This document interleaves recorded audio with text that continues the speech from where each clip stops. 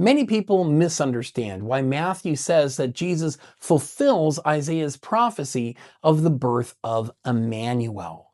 Hi, I'm Michael Barber. I'm professor of biblical studies and theology at the Augustine Institute Graduate School in St. Louis, Missouri. And we're talking in this series about Jesus' fulfillment of the Emmanuel prophecy found in Isaiah 7. Famously, in the Gospel of Matthew, we read that Jesus' birth fulfills Isaiah's famous oracle. Now, all of this took place so that what was spoken by the Lord through the prophet might be fulfilled, Matthew says. And then he quotes the passage. Behold, the virgin, Parthenos, will conceive and bear a son, and they shall name him Emmanuel. Isaiah 7:14, Matthew translates, which means God with us. Matthew 1:22-23. Is Matthew saying that Isaiah 7 had no meaning until Jesus came?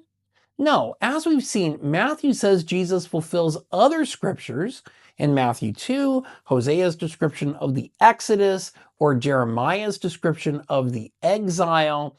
These events are not future, these passages are not future predictions, but about stories from Israel's past.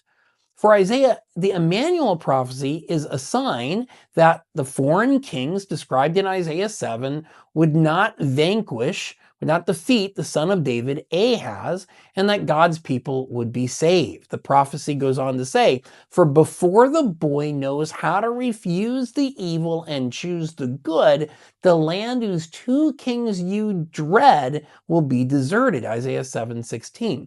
So before the child would come of age, this threat is going to pass. And that is what happened in Isaiah. Readers of Isaiah knew, however, that Jerusalem was ultimately destroyed. And so hopes emerged for a further future deliverance. Jesus recapitulates all of these hopes. For Thomas Aquinas, Jesus brings about what the Emmanuel child originally represented: victory through God's presence with his people. Jesus is Emmanuel. He is God with us par excellence.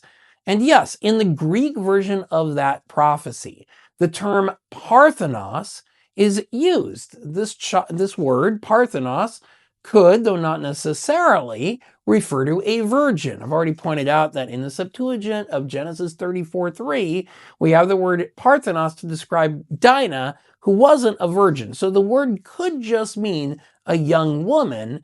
And so the verse makes sense in light of Isaiah's original context. Jewish interpreters could use the word Parthenos there. But it also has the sense of an actual virgin. And so for Matthew, the passage is fulfilled in Jesus in a further way. On one hand, for people like Thomas Aquinas, Jesus fulfills what was signified by Isaiah's son. God will be present. The people are saved by God. In addition, Jesus is born of an actual virgin. He is God with us, right? And he's God with us in an unexpected way. The divine Son of God is born of Mary, who is a virgin. So the Isaianic prophecy is summed up in Christ, is fulfilled in Christ in a way that can only be recognized by those who have faith in Christ.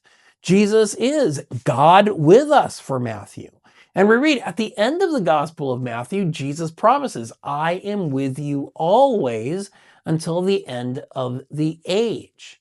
So Jesus is the ultimate fulfillment of the God with us prophecy. And Mary is the fulfillment of the prophecy of a virgin who conceives and bears a son, a Parthenos, in a way that no one could have anticipated. Thanks so much for watching. If you want more videos like this that try to look at these biblical passages in a nuanced way, I want to encourage you to follow, like, maybe even share. Thanks for watching. More to come soon.